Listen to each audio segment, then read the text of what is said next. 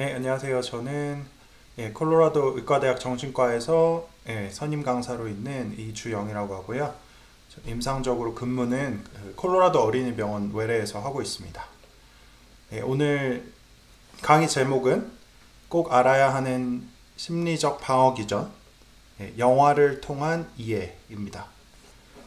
예, 자, 다음으로 가면 제가 비욘디 강의가 벌써 네 번째인데요. 우선은 그 강의 기회를 준 그 비욘디 채널에 굉장히 감사의 말씀을 드리고 제 강의마다 제가 살고 있는 그 콜로라도에 대한 재밌는 사실을 조금씩 나누고 있는데 오늘은 이 사진에 담긴 이 팩트에 대한 겁니다.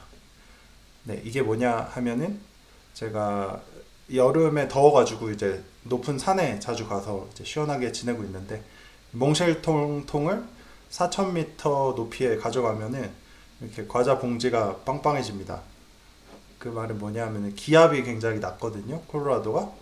그래서 이렇게 정상까지 그 몽쉘통통을 가지고 올라가면은 이렇게 엄청 부풀고 그 꼭 산이 아니더라도 마트에만 가도 그 과자 코너에 가면 다 이렇게 봉지들이 빵빵하게 부풀어 있습니다. 기압이 낮고 해발고도가 높기 때문인데요. 그래서 많은 분들이 이제 겨울에 여기 덴버 지역에 이제 스키를 즐기러 스키장에 가시는데 절대 비행기에서 내려서 바로 스키장으로 직행하지 마시고 덴버 도시에서 도시가 이제 한 태백산 정도 높이거든요. 그래서 거기에 하루 쉬시고 그다음 스키장을 가시는 걸 추천하는 게 고도 적응을 하는 시간이 좀 필요합니다.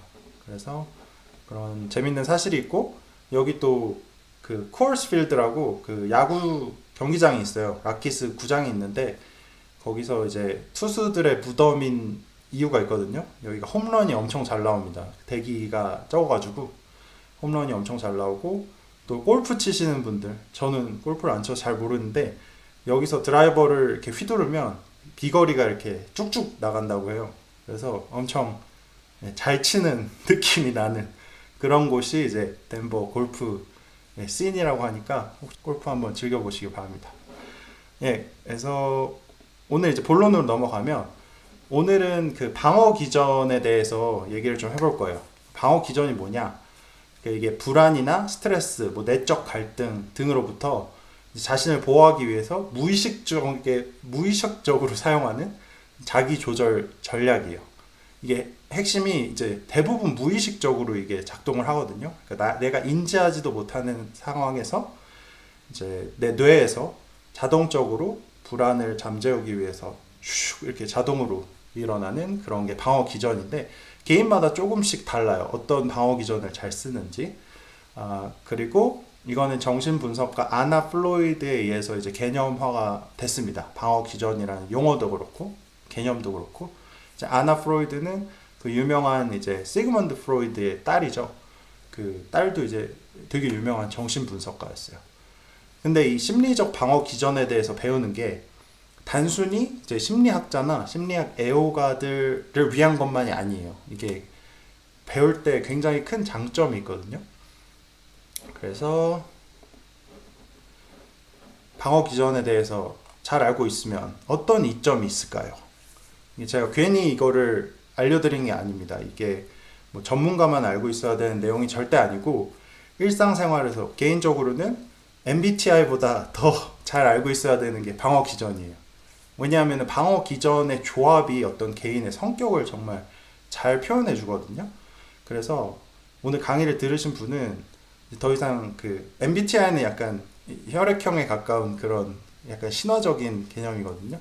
그래서 방어 기전에 대해서 좀 한번 궁금증을 가지고 나의 방어 기전은 뭐지? 라고 좀 이해해 보시면 좋을 것 같습니다. 네, 지금 많은 분들이 들어오셔서 지금 한 60분 정도 들어와 계신데 너무 감사드리고 재밌게 들으셨으면 좋겠습니다. 방어 기전을 잘 알고 있으면 우선 자기 깨달음이 증강이 돼요. 자기의 마음이 어떻게 작동하는지 이해하면 스스로를 위해서 더 나은 의사 결정을 할 수가 있습니다.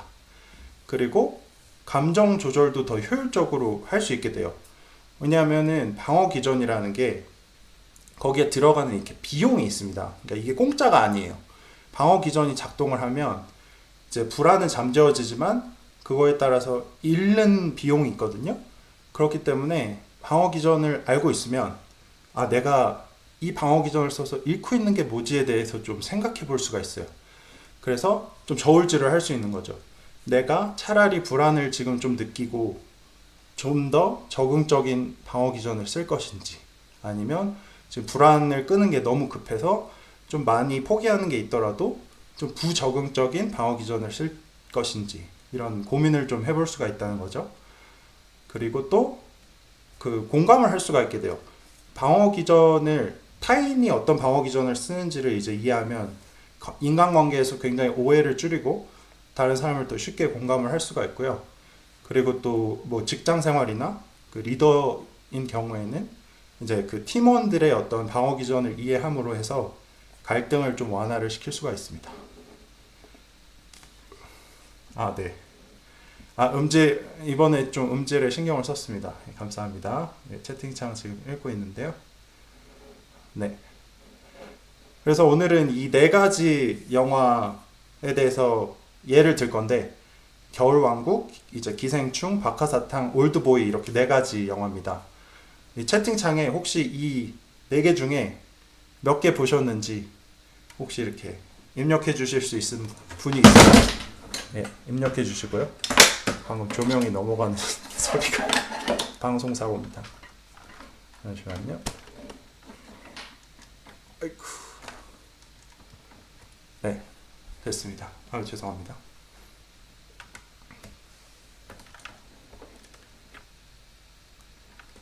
제가 한국에 있었으면 비욘디 스튜디오에 가서 네, 방송을 했을 텐데 지금 집에서 최선을 다하고 있으니까 좀 이해해 주세요. 네. 아, 네. 아, 모두 맞습니까? 아, 에스더님. 와. 네. 에스더님처럼 이제 이 영화를 다 보신 분이 있으면 강의를 좀 더 이제 신명나고 실감나게 이제 들으실 수 있을 것 같습니다. 네. 자, 그러면은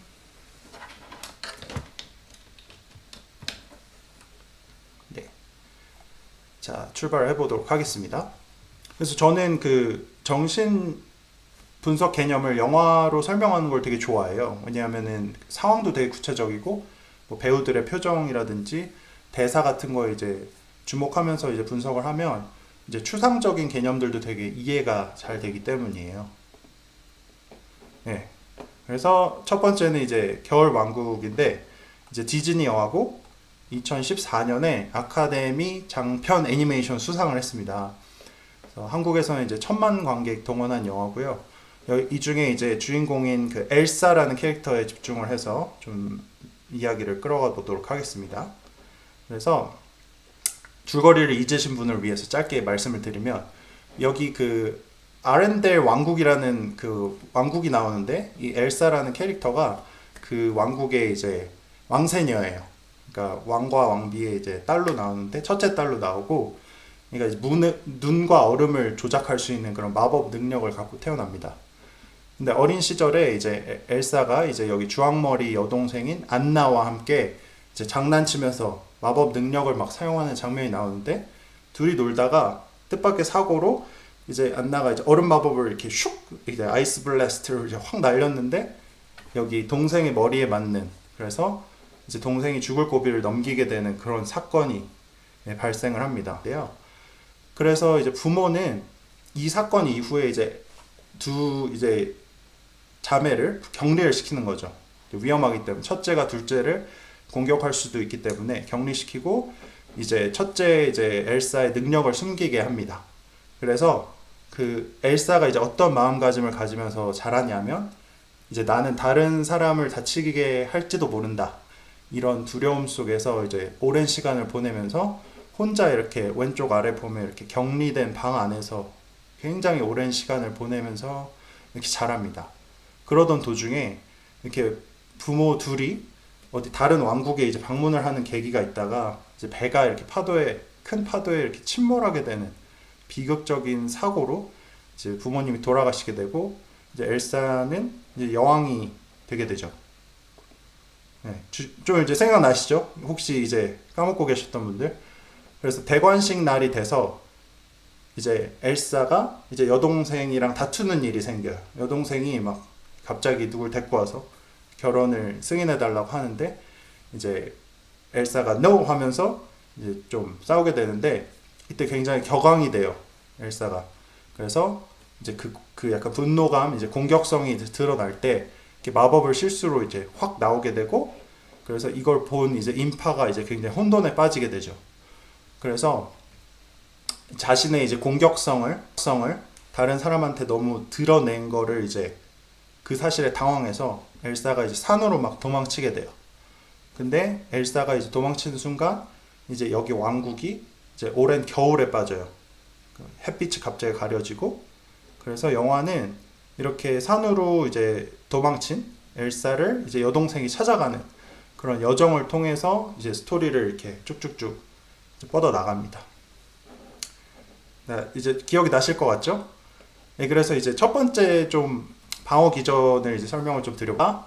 얼음 마법으로 이제 여동생을 다치게 했잖아요. 그래서 부모님은 엘사한테 그 이후에 이제 막 숨겨. 느끼면 안 돼. 왜냐하면 이렇게 감정이 욱할 때 마법이 확 나오기 때문에 감정을 이제 억누르도록 가르쳐요, 부모가. 그래서 이런 이제 감정의 억누름을 시각적으로 이제 보내주는 영화 속에 이제 도구가 있거든요. 혹시 이게 뭔지 아시는 분이 있을까요? 예, 여기 그림의 왼쪽에 보이는 이 흰색 장갑입니다. 네, 장갑을 꼈다는 거의 상징적 의미가 이제 엘사가 굉장히 많은 감정을 억누르고 있다는 거를 이제 시각적으로 표현해 주는 거죠. 장갑을 벗는 장면은 이게 억압을 풀었다는 거, 그런 걸 의미를 합니다. 그래서 자라면서 엘사는 되게 두려움이나 기쁨 같은 이제 좋은 감정, 나쁜 감정 다 이제 느끼지 않으려고 굉장히 노력을 하고 그래서 마법이 이제 발동되는 걸 막죠. 그래서 이러한 노력이 이제 무의식적 행동 패턴으로 자리를 잡게 됩니다. 예, 에스더님, 네, 장갑, 네. 이게 딜레이가 있어서 채팅창이랑 딜레이가 있어서 약간 이 반응이 쉽지가 않네요. 예, 그래서 예, 첫 번째 알려드리는 이제 방어 기전은 이제 억압이라는 방어 기전이고 억제라는 방어 기전도 있어요. 그래서 약간 어떻게 보면은 굉장히 비슷한데 약간 다른데 그거는 약간 전문가적인 영역이니까 여기서 뭐 억제, 억압 비슷한 걸로 치고 넘어가도 되겠습니다. 이거는 이제 괴로운 생각이나 기억, 감정을 느끼지 못하도록 이제 무의식적으로 밀어내는 그런 방어 기전이에요. 왜냐하면은 엘사가 그렇게 했죠. 이제 불안을 다스리기 위해서 감정을 억누르고 표출하지 않고 대신에 이제 그렇게 해서 잃게 되는 게 과연 뭐였을까요? 이게 뭘 잃었냐면 그동안에 표출되지 못한 뭐 어떤 친밀감, 주변 사람과의 친밀감, 그리고 감정을 이렇게 억압하기 때문에 이렇게 잃었던 관계들, 이제 그런 걸 포기하고 살아가게 돼요. 그래서 방어 기전은 이렇게 불안을 다스릴 수 있는 효과적인 수단인 동시에 잃는 것이 분명히 있습니다. 그래서 그런 얻는 것과 잃는 것을 우리가 방어 기전을 이해함으로 해서 생각해 보면 굉장히 좋겠다는 거죠. 억압을 자주 사용하는 경우에는 생생한 기억을 포기하고 생생한 어떤 관계를 포기하는 대신 좀 불안을 없애고 좀 흐리멍텅한 삶을 살게 된다는 거죠. 예, 이것이 바로 억압입니다. 어렵나요?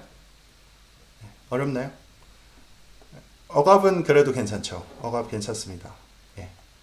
예, 어려우신 분 채팅방에 좀 더 쉽게 설명해 달라고 채팅방에 올려주시면 되겠습니다.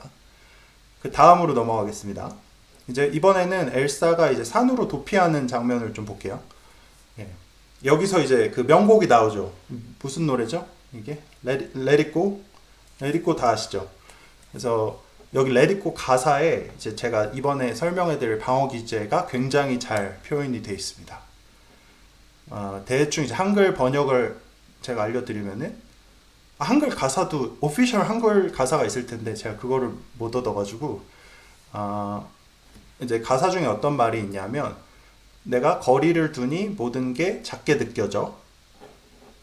그리고 예전에 날 지배하던 두려움도 이제 아무렇지도 않아. 난 돌아가지 않을 거야. 과거는 과거일 뿐이야. 잊어버려, 잊어버려. 그 완벽했던 소녀는 이제 없어. 이런 그 레디꼬 가사가 이런 거예요. 근데 레디꼬가 한국말로 이렇게 연역 뭐라 그러죠? 그 직역이 아니라 완역이라고 하나요? 그 좀 의미 번역을 하면 잊어버려라는 제목이 됩니다. 어떤 방어 기제가 여기 잘 나타나 있을까요? 과거와 자신을 확 끊어버리는 방어 기전인데요. 이걸 헬이라고 합니다. 혹시 제 그 첫 번째 강의 들으셨던 분도 있으시겠지만 거기 그 심리적 외상에 대한 강의 내용이 잠깐 있습니다. 그리고 마지막에 해리에 대해서 얘기하면서 제가 시간이 없어서 다음에 기회가 되면 말하겠다고 했는데 이번에 다행히 기회가 됐습니다. 그래서 해리가 뭐냐면은 생각이나 정체성, 의식, 기억 사이에 연결이 이제 끊어지는 거예요. 과거, 특정 과거와 현재가 이제 끊어지는 현상이고 이제 주로 심리적 트라우마나 학대, 방임 그런 불안에 대응을 하기 위해서 우리 뇌가 과거의 그 기억을 끊어내는 그런 방어를 합니다. 왜냐하면 그 슬픈 기억은 생생하게 기억하고 있어봤자 더 독이 되잖아요. 그래서 뇌가 이거를 그냥 내 과거가 아닌 어떤 다른 영역으로 끊어내려고 자동적으로 반응을 한다는 거죠. 그래서 엘사가 이제 여왕으로서 원래 이제 책임이 어떤 그런 게 있는데 그거를 벗어나고 이제 감정적으로나 신체적으로나 자기를 고립시키잖아요. 산에 가서.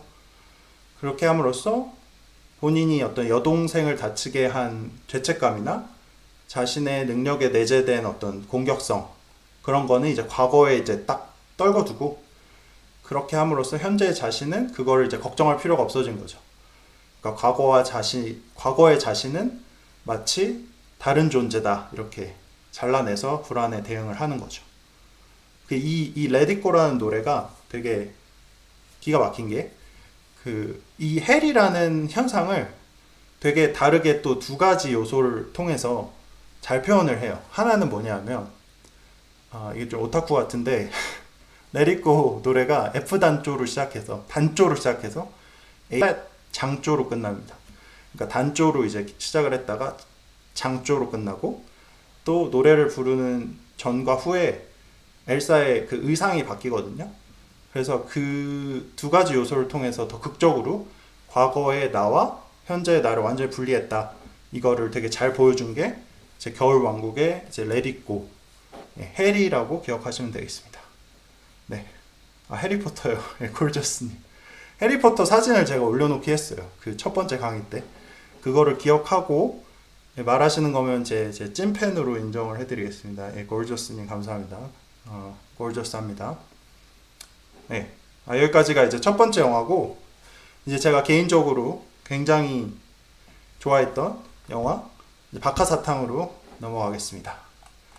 네, 박하사탕은 제가 보면 안 되는 중학교 2학년 때 중학교 그 영화 감상부 때 천호 극장에서 봤던 기억이 납니다. 그 선생님들 슈퍼비전 하에 가서 이제 봤던 두 가지 영화 중에 하나였어요.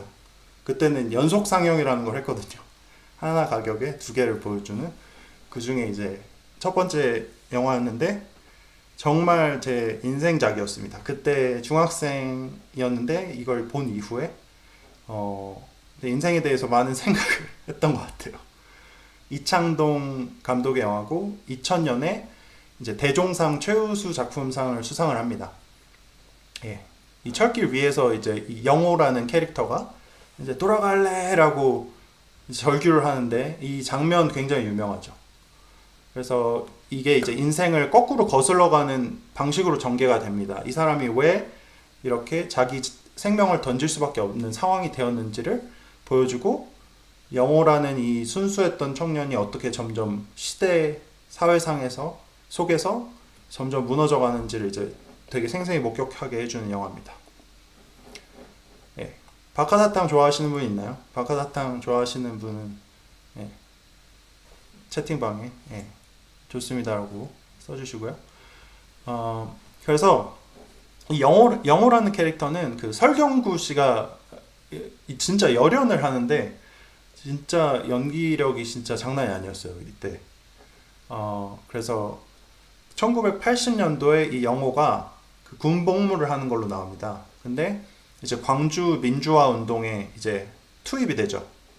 그래서 광주에서 영호가 이제 시대적 어떤 폭력의 어떤 피해자이면서도 이제 본인이 가해자가 돼버립니다.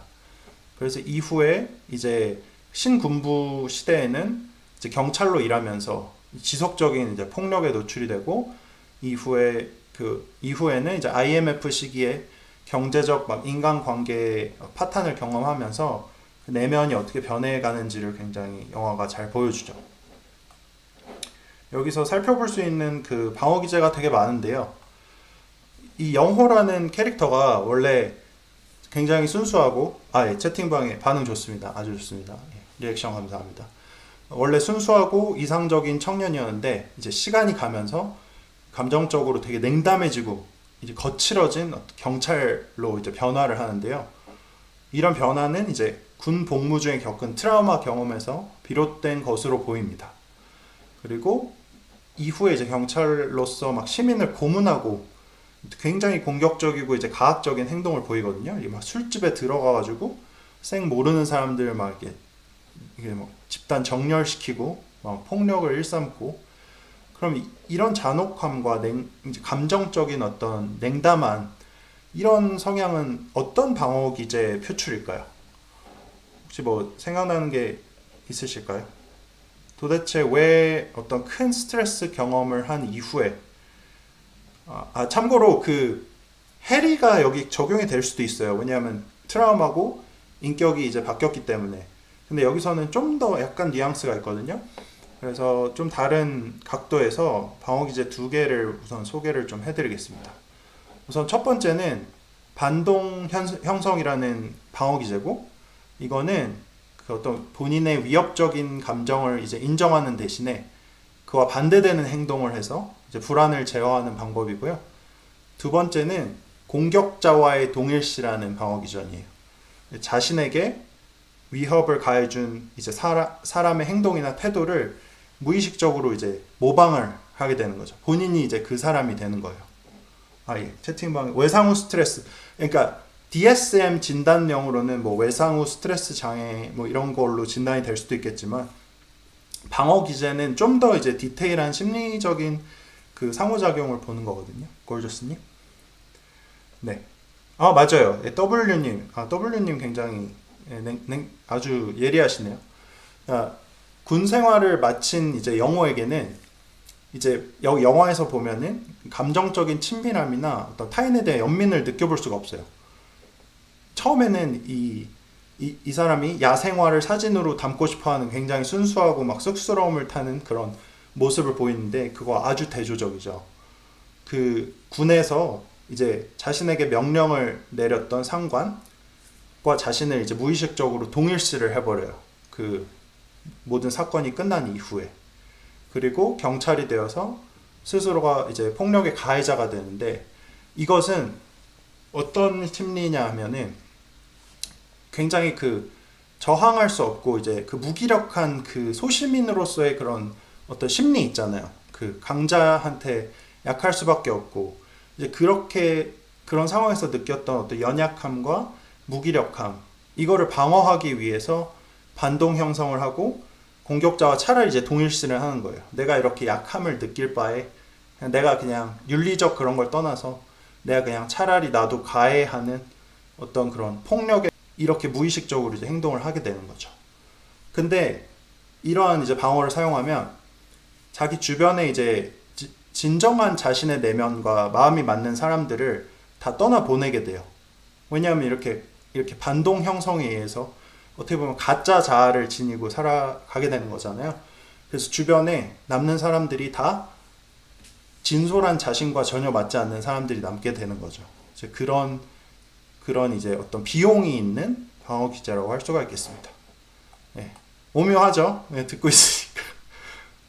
괜찮나요? 어떤가요? 그럴듯한가요? 방어 기제에 대한 설명이? 네. 박하사탕 영화를 보신 분은 조금 좀 이해가 되실 거예요.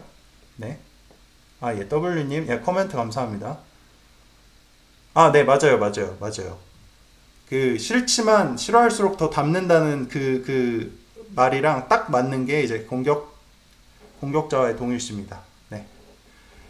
네. 그리고 이제 다음 또 박하사탕에서 하나 더 설명을 드리면 영호가 평소에 괜찮다가도 이렇게 다리를 이따금 저는 모습을 보입니다. 이 오른쪽 다리는 이제 군 시절 광주에서 이제 총상을 맞은 이제 부위이기도 한데 이게 영화상에서는 완치가 돼요. 그래서 평소에는 다리를 절지가 않는데 그 공격자와 이제 동일시를 해버렸잖아요, 영호가. 근데 과거에 순수했던 자신을 이제 떠올리는 어떤 기억이 나오게 되면 갑자기 다리를 절기 시작합니다. 예를 들면 자기가 되게 순수하게 좋아했던 첫사랑인 그 수님이라는 여자가 나오는데 그 여자를 이제 기차에서 떠나보내는 장면, 그리고 나중에 다시 병원에서 재회하는 장면에서 이렇게 다리를 저는 게 여기 밑에 화면에서처럼 뚜렷이 나타나거든요. 이것은 이제 과거에 이제 자기가 기억하고 싶지 않은 기억이 나왔을 때 그 너무 괴롭잖아요. 자기가 버려버린 과거의 자신을 마주했을 때 그 충격, 그게 이제 신체 증상으로 나타난 거죠. 이런 방어 기전을 이제 신체화라고 합니다. 그래서 개인의 어떤 감정적 고통이나 심리적 갈등을 직접 감정 자체로 인식하기보다는 이제 신체 증상으로 나타내고 그렇게 하려는 이제 반응이죠. 전환 증상이라고 하기도 해요. 컨버전 심텀이라고도 하는데 보통 좀 더 포괄적으로는 신체화라고 합니다. 예. 그 영호는 이제 멀쩡히 잘 걷다가도 과거 순수했던 자신의 기억이 떠오르면 다리를 절뚝거리고 이제 절뚝거리는 거에 신경 쓰느라고 아마 영호는 의식적으로 본인은 뭐 과거에 순수했던 자신을 저버린 그런 감정적인 부분은 아마 생각을 못하고 있을 거예요. 우리는 그렇게 뒤에서 생각을 하겠지만 본인은 이 다리 쩔뚝거리는 거에만 신경을 쓰고 있겠죠. 이게 바로 신체화입니다.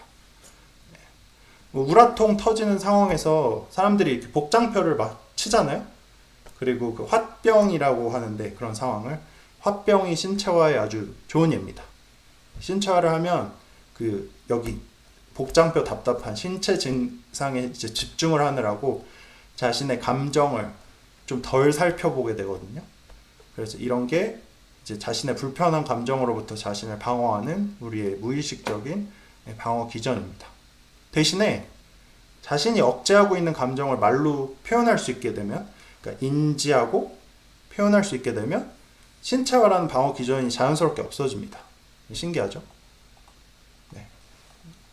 다음 영화는 이제 올드보이인데 넘어가기 전에 채팅방을 잠깐 보면 골저스님 굉장히 열심히 열심히 댓글 달아주고 계세요. 네, 김휘재님. 네.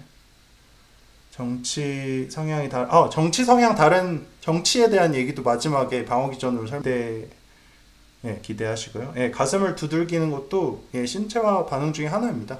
솔직히 가슴 두드릴 때 진짜로 막 가슴 텁텁하고 진짜 막 이렇게 역류 증상이 있고 막 심근경색이 있을 때 가슴을 두드리진 않잖아요. 이거 되게 상징적인 심리적 갈등을 그 신체화하는 상황에서 나타나는 그런 증상입니다.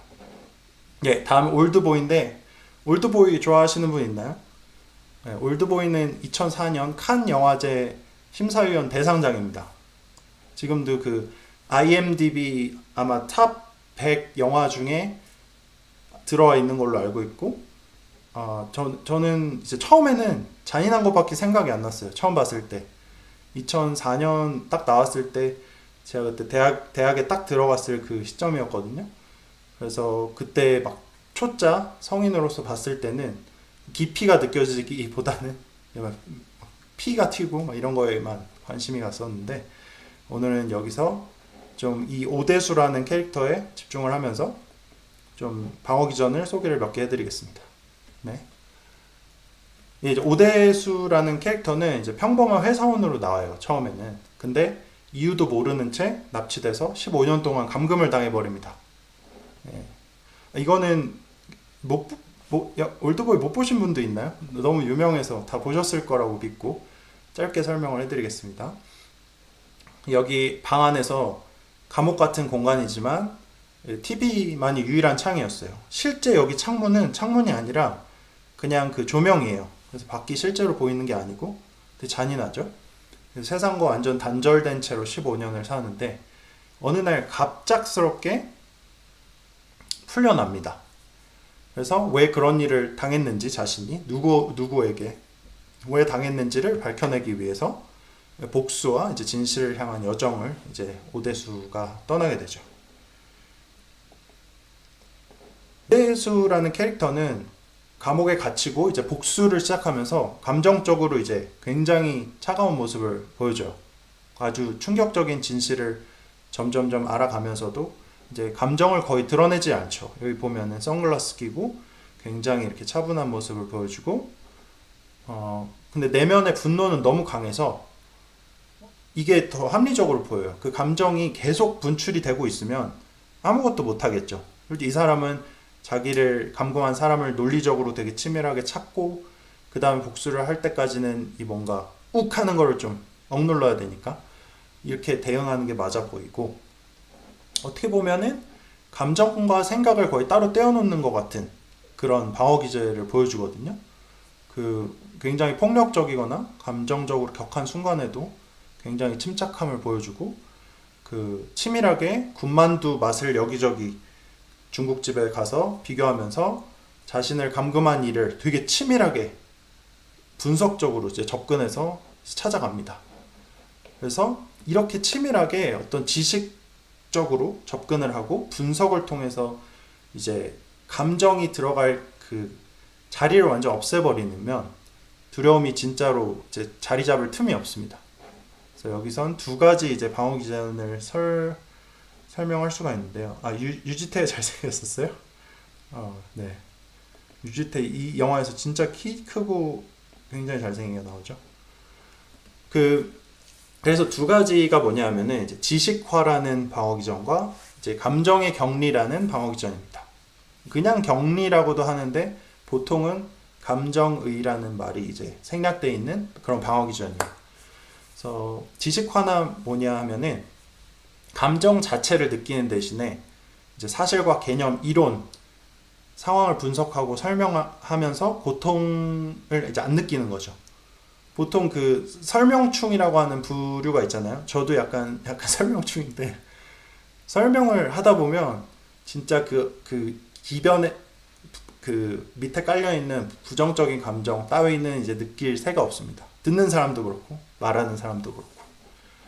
또 어떻게 보면은 지식화와 감정의 격리는 좀 떼어서 말하기가 되게 어려워요. 왜냐하면 지식화를 하면 감정이 격리되기 때문에. 그래서 이거는 손을 잡고 같이 가는 방어 기전이라고 생각하시면 되는데, 격리는 이제 감정과 기억, 사고를 완전 분리해서 고통스러운 감정을 느끼지 않도록 하는 거예요. 그러니까 어떤 팩트는 인식을 하지만 그에 수반되는 감정은 느끼지 않거나 이제 분리를 하는 그런 방어 기전입니다. 여기 이제 이 두 방어 기전 모두 불안을 극적으로 대처할 수 있게 해주지만, 보통 이 방어 기전을 쓰면 친밀한 관계들이 다 제한이 됩니다. 왜냐하면은 친밀한 관계라는 게 두 사람이 어떤 같은 감정을 이제 느낄 때 그게 친밀함이 느껴지는 거거든요. 같이 웃고 같이 슬퍼하고 같이 울고 이럴 때 친해지는 건데, 이렇게 감정이 이렇게 없이 이렇게 멍해 있잖아요, 한 사람이. 그러면은 그 굉장히 그 관계를 유지하는 게 쉽지가 않습니다. 그래서 이런 감정의 격리와 지식화는 비용이 따른다. 이것을 꼭 알고 계시면 좋겠습니다. 네, 격리랑 해리랑 구분이 어렵다. 네, 격리는 팩트는 유지하는 거고, 해리는 팩트까지 좀 기억 상실처럼 없어지는 거예요. 그러니까 완전히 아이덴티티가 분리되고 기억이 분리되는 게 해리라면, 격리는 팩트는 남는 대신 감정만 안 느끼는 거예요. 예, 해리는 기억 상실이 맞습니다. 예, 해리성 기억 상실이라는 용어도 있어요. 예, W님이 예리하신 것 같아요. 예, W님이 이쪽 분야 종사자신 것 같아요. 아닌가요? 예.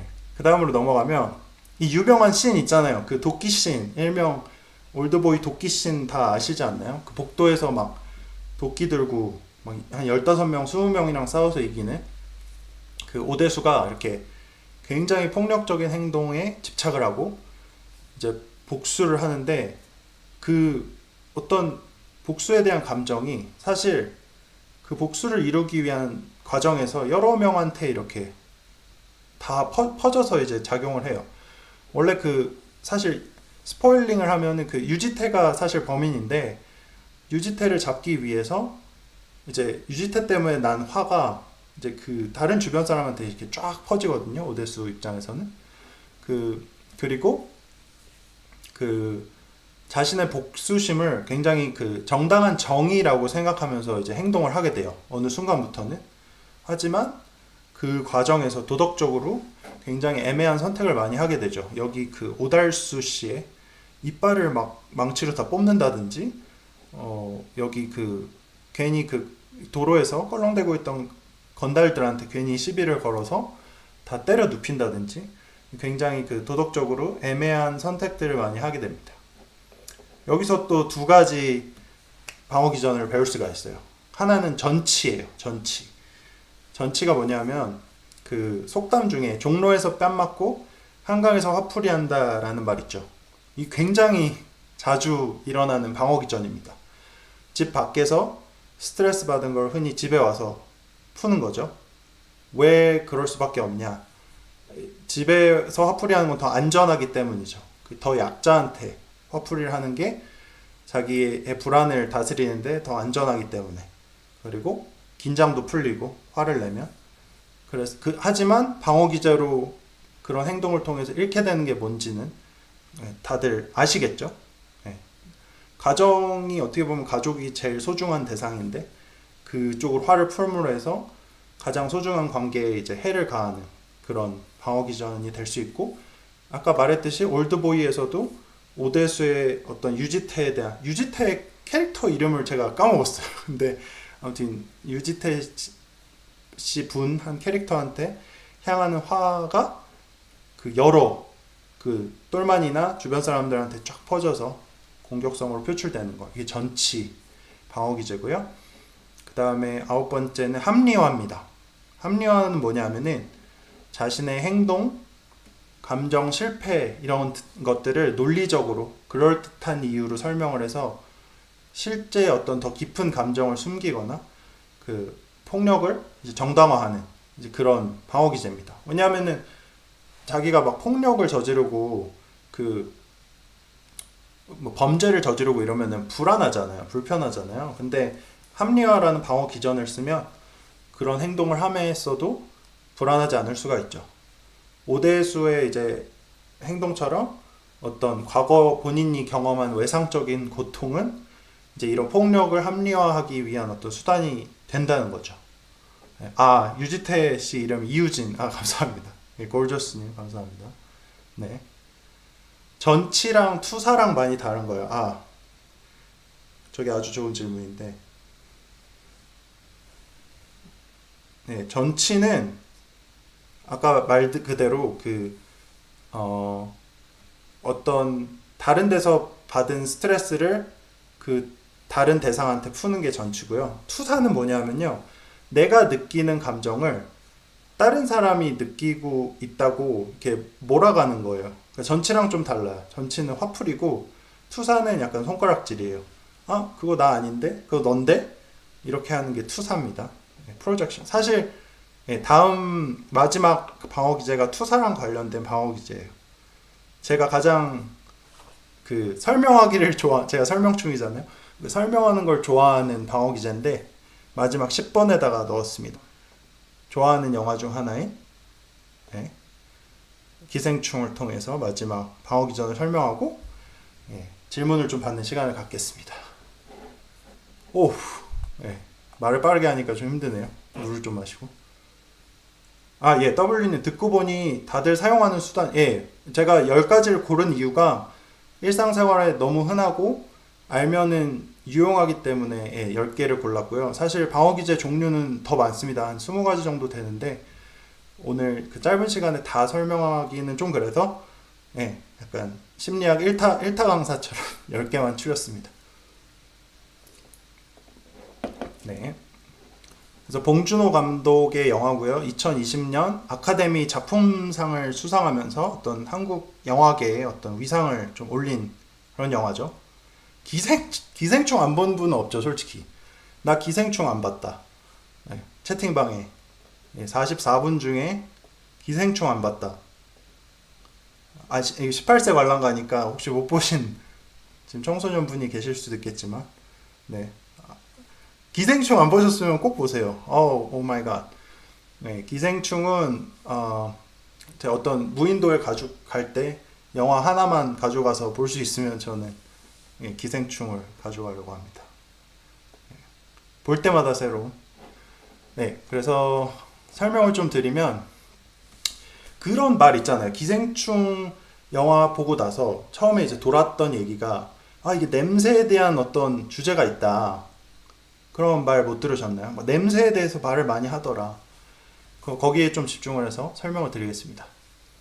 여기 그 고 이선균 씨가 연기한 그 동익이라는 캐릭터가 나와요. 동익은 굉장히 부자예요. 어떤 그 회사의 CEO로 나오고 한남동으로 보이는 곳에 이제 막 으리으리한 저택을 갖고 살아가는 그분이 이제 그 가난한 가족의 아버지인 송강호가 연기한 이제 기택이라는 그 캐릭터 자꾸 냄새가 난다는 말을 합니다. 영화 속에서 지하철 타는 사람 냄새라든지 무말랭이 냄새, 아니면 행주 삶을 때 나는 냄새, 굉장히 불쾌하고 사회적으로 낮게 여겨지는 냄새라는 표현을 굉장히 많이 해요. 그 동익이라는 이성균이 이 발언을 통해서 이제 냄새 나는 사람은 내가 아니고 바로 당신이라는 메시지를 이제 보내는 거죠. 송강호한테. 그러면은 이제 그 기택이라는 그 송강호 캐릭터는 그 메시지를 듣고 거기에 영향을 받아서 점점 자신의 냄새에 대해서 의식을 하게 되고 부끄러워하게 돼요. 그게 뭐냐면 박 사장이 이제 보내는 어떤 냄새라는 거에 대한 정의나 시선을 자신의 삶에 이제 적용을 하게 되는 거죠. 그냥 그게 자신의 것이 되어버려요. 그래서 이 기택은 이제 동익이 정해놓은 역할에 스스로를 동일시하게 돼요. 동일시한다 그러거든요. 어떤 딴 사람을 닮아가는 거. 동일시해서 그에 따라서 행동을 하게 돼요. 그래서 이 책상 밑에 숨어서 송강호 이 기택이 그 말을 듣고 있는데 그 말을 들으면서 갑자기 이 옷을 부여잡고 냄새가 나는지 이렇게 확인을 합니다.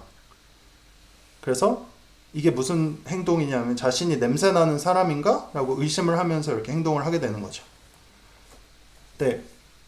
자신도 이제 며칠 제대로 씻지 못하면은 우리가 모두 냄새가 나잖아요, 사실. 근데 그 동익은 이제 자기도 냄새 날 수 있는 사람이라는 걸 인지를 전혀 하지 못하고 그 반지하에 살아서 옷을 제대로 이제 건조할 수 없어서 냄새가 나는 그런 기택한테서만 냄새가 난다고 이제 그런 발언을 한 거죠. 네. 그리고 생각해 보세요. 만약에 이렇게 지금 물론 기택이 이렇게 식탁 밑에 숨어 있어서 이렇게 자신 옷 냄새 맡는 거를 못 봤지만 이거를 이제 동익이 봤다고 생각하면 무슨 생각을 할까요? 쟤 냄새 나는 사람 맞네. 이렇게 생각을 하면서 믿음이 더 공고해지겠죠. 걔 냄새 나는 사람 맞았어. 이렇게 자기가 냄새 난다고 생각했던 게 그 행동을 보면서 더 확고해지는 거죠. 네. 여기까지 이해가 되셨어요? 지금 이제 이따가 여기에 담긴 방어기전을 설명을 해드릴 겁니다. 이 설명할 방어기전이 똑같은 그 영화에서 다른 장면에서도 그 요실금 여성의원이 나와요. 여러분 아래에 힘 빡 주시고 들으십시오. 지금 힘을 푸신 분이 있어서 그런 광고가 나오는 것 같습니다. 네. 그리고 잠깐만요. 또 이 장면 기억나시는 분이 있으실지 모르겠는데 그 운전을 이제 기택이 운전기사여서 이제 운전을 하는데 뒤에 그 조여정 씨가 연기한 연교라는 캐릭터가 조수석 위에 발을 올립니다. 이것도 똑같은 방어 기제인데 이날 전날에 장맛비가 쏟아져서 이제 이 기택의 집이 침수가 된 날 다음 날이거든요. 근데 이 신난 거예요. 조여정은 아 비가 와서 진짜 선선하겠다 이러면서 막 야외 파티 준비물을 막 장을 보고 지금 신나서 이제 집에 들어가는데 이제 제대로 씻을 수 없었던 기택의 몸에서 냄새가 나니까 뒷자리에서 이렇게 코를 부여잡는 모습을 보입니다. 여기 왼쪽 아래 보면은 이렇게 코를 부여잡는데 막상 여기 보시면은 자기 발은 어디에 올려놓고 있죠? 여기 그 조수석 머리 쪽에 이렇게 올려놓고 있죠. 막상 자기의 냄새나는 발은 조수석 쪽에 놓고 송광호 쪽에다 밀어놓고 이제 자기는 마치 냄새가 나는 사람이 아니냐? 이제 여기 코를 딱 부여잡은 거죠. 그러니까 우리 모두는 몸에서 이제 체나는 부위가 있잖아요, 솔직히. 근데 이제 연교라는 캐릭터는 자기가 이렇게 코를 부여잡는 행동을 통해서 냄새나는 몸을 가진 거는 나는 아니야, 너야 라는 메시지를 이제 주게 되는 거죠. 그래서 이 방어기전이 뭐냐면은 그 투사적 동일시라는 방어기전입니다. 여러분이 투사적 동일시 방어기전을 잘 이해할 수 있으면 다른 데 가서 이제 그 방어기제의 어떤 참된 이제 지식을 가졌다고 자랑을 하실 수 있는 제가 뭐라 그러지? 자격을 드리겠습니다. 투사적 동일시가 사실 방어기전 중에 제일 이해하기 어려우면서 되게 오묘하면서 이해함에 도달했을 때 되게 쾌감이 있는 그런 방어기전이거든요. 이제 받아들이기 어려운 감정을 타인에게 밀어 넣고 이걸 이 부분을 이제 투사라고 하고 그런 투사된 대상은 그 감정을 무의식으로 경험하고 그에 맞게 행동을 하게 되는 거예요. 그러니까 이렇게 코를 움켜쥐고로써 이제 냄새나는 건 너야라고 하는 부분이 투사고 이제 송광호가 거기에 동일시돼서 자기 옷에 냄새를 맡는 게 이제 동일시예요. 합쳐서 이제 투사적 동일시. 다른 용어로는 가스라이팅이라고도 하고 자기 충족적 예언이라고도 합니다. 자기 행동이 다른 사람의 어떤 행동을 이제 유발을 하는, 그리고 그거를 보면서 맞잖아, 내가 말했잖아 이렇게 하게 되는 이거를 이제 투사적 동일시라고 하고, 이게 그 정신 분석이라든지 그 정신 치료에서 굉장히 강조되는 그런 방어 기전이에요. 이거는 치료적으로도 사용이 되고 그리고 자기 이해하는 데도 굉장히 도움이 많이 되는 그런 방어 기전입니다. 거의 마지막 슬라이드인데요, 이제. 그래서 이제 동익과 연교가 만든 어떤 기택에 대한 냄새난다는 이미지, 이게 이제 투사적 동일시 실이 되어버리는 거예요.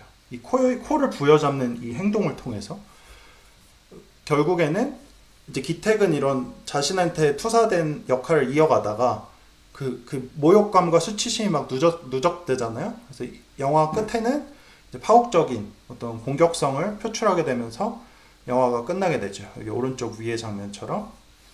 그래서 영화는 뭐 냄새를 통해서 단순히 뭐 위생 문제를 언급한 걸 수도 있지만 어떤 현대 자본주의 사회에서의 계급적 구조를 상징적으로 이제 보여준 걸 수도 있고요. 하지만 심리학적인 시선에서는 냄새라는 게 뭐냐면은 이제 자신도 일부 가지고 있지만 견딜 수가 없어서 타인에게 지속적으로 전가하고 싶어하는, 나도 싫어하는 나의 요소, 뭐 이런 걸로 볼 수가 있어요. 그래서 여기 그 예수천국 불신지옥 같은 주장 있잖아요. 이런 게 뭐냐, 이것도 투사적 동일시예요. 솔직히 아무리 기독교인이라도 자기가 지옥에 갈 수도 있겠다는 그런 의심 같은 거를 전혀 안 하는 사람이 있을까요? 그래서 이런 사람은 자기의 그런 어떤 불확실성을 밖에다 투사를 하는 거예요. 지옥 가는 건 너야, 내가 아니야, 이렇게.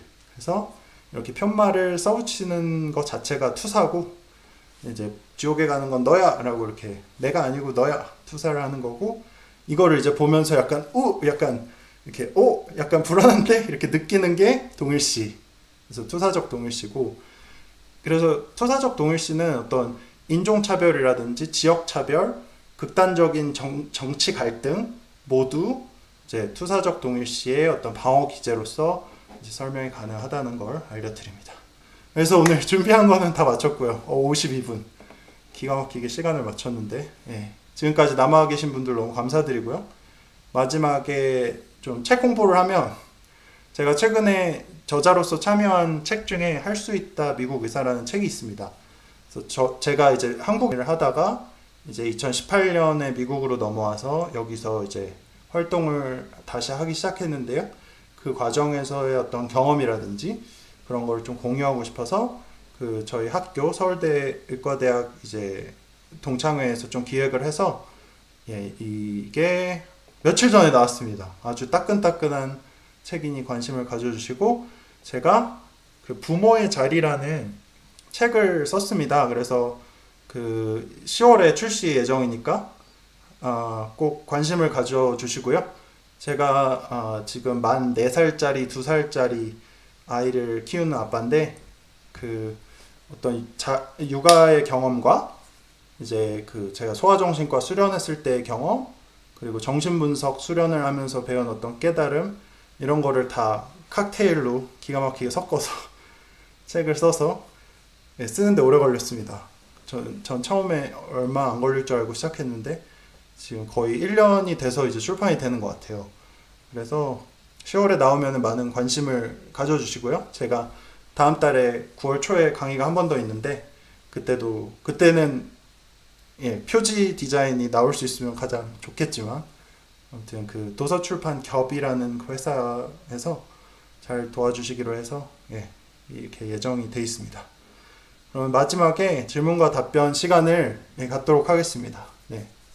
지금까지 남아 계신 분들 너무 감사드리고요. 거의 58분 남아 계신데 엄PD님도 예, 너무 감사드립니다. 네. 예, 감사합니다. 네, 축하해 주신 분들 너무 감사하고요. 네. 네, 제님 감사합니다. 예, 제목이 너무 흥미롭네요. 네, 제목을 그 출판사에서 뽑아주셨는데 마음에 굉장히 듭니다. 저 책을 쓰면서 생각하지 못한 제목이었어서 되게 그 대표님께서 제안을 해주셨을 때 되게 좋았어요. 네. 네, 콜로라도는 지금 예, 오후 11시입니다. 이제 네. 심야 식당을 약간 운영하는 그런 느낌이에요.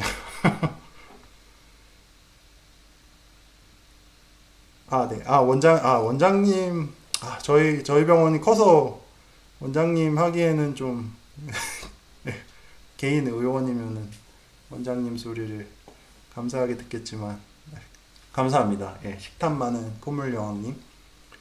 네, 그러면은, 네, 질문을 남아서 남은 시간 5분 정도 질문이 있으시면은 받도록 하겠고, 네, 채팅창을 좀 볼까요?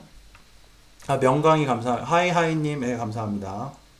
여기 채팅창에 왕관이 있는 분은 뭔가요? 왕관하고 1, 3 막 이렇게 숫자가 있는데, 예. 악마는 프라다를 입는다. 영화 분석. 제가 사실은 그 미국 정신분석 학회에서 매년 그 영화를 통한 정신분석 교육을 어떻게 할까에 대한 주제로 매년 그 강의를 하고 있어요. 그래서 사실 그 여기 그 기생충 부분은 제가 동료들이랑 같이 발표했던 부분을 좀 많이 따왔고요. 다른 부분은 이번 강의 준비하면서 제가 따로 준비를 했습니다. 근데 악마는 프라다를 입는다가 좀 인상적이셨나요? 골저스님은? 악마는 프라다를 입는다? 악마는 프라다를 입는다는 제가 안 봤네요, 영화를. 네. 댓글을 많이 다신 분들이 왕관을 씁니까? 가스라이팅에서 벗어나는 법은 본인이 가스라이팅에서 벗어나는 법을 물어보셨는데, 가스라이팅에서 벗어나는 걸 아시려면 우선 아는 게 중요해요. 이게 가스라이팅이구나. 저 사람이 자기 안에 있는 것 중에 불편한 거 나한테 떠넘기고 있구나. 이걸 이해하는 게 되게 중요해요. 사실은 내가 그런 사람이 아니고 저 사람의 나쁜 일부가 나한테 투사되는 거구나. 이거를 이해하면은 그 이해함으로 해서 이제 그걸 벗어날 수 있거든요.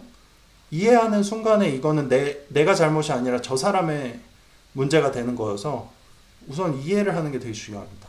그리고 그 심리학이 가장 중요한 게 뭐든지 100%가 없어요. 그래서 그 어떤 이런 방어 기전도 이런 방어 기전이 일어나는 거 아닐까라고 호기심을 갖고 그런 가능성을 열어놓고 이제 생각하는 게 중요하지.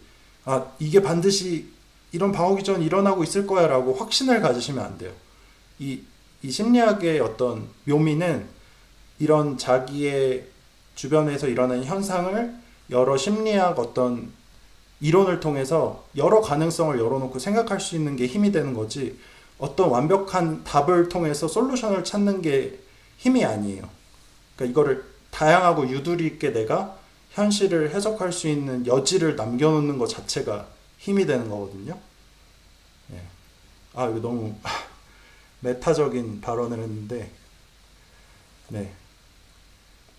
심리학에 있어서 100%는 없어요. 그리고 타인의 사고를 100% 어떤 분석할 수 있는 사람도 없고요. 그래서 가능성을 열어놓고 내가 어떤 현실을 해석할 수 있는 무기들이 많이 내 안에 있으면 그거대로 내가 건강해질 수 있다. 이게 핵심이고요. 다음 강의는 정신치료란 무엇인가에 대한 건데, 어떻게 보면은 제가 제목만 정해놓고 아직 준비를 안 했는데 재밌을 겁니다. 상담치료라는 게 도대체 어떻게 치료 효과로 이어지나, 상담치료 중에는 무슨 말을 하고, 진짜 그 만화에서처럼 소파에 눕혀놓고 치료자는 뒤에서 잠만 자고 있나, 이렇게 고개만 이렇게 졸고 있나, 그런 거에 대해서 좀 진솔한 얘기를 좀 해보려고 합니다. 제 개인적인 경험을 토대로요. 네, 그래서 이제 방어기제를 너무 강하게 사용하는 아이는 어떤 위험이 있을까요?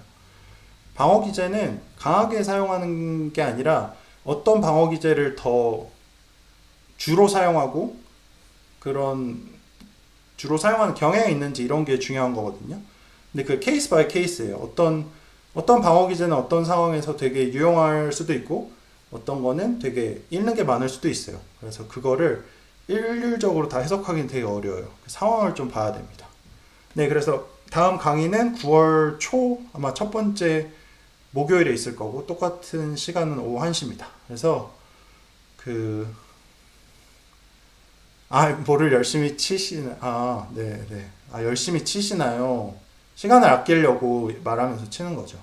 근데 이제 AI 때문에 칠 일이 많이 줄어들 겁니다. 이제 앞으로 AI가 다 들으면서 쭉 치거든요. 네, 그렇고, 시간이 돼서 이제 마무리하겠습니다. 이때까지 남아 계신 분들 너무 감사하고, 잘 들어주셔서 감사하고, 비욘디 채널도 감사하고, 엄PD님도 여기 잘 챙겨주셔서 감사합니다. 여러분 다음 달에도 뵙겠습니다.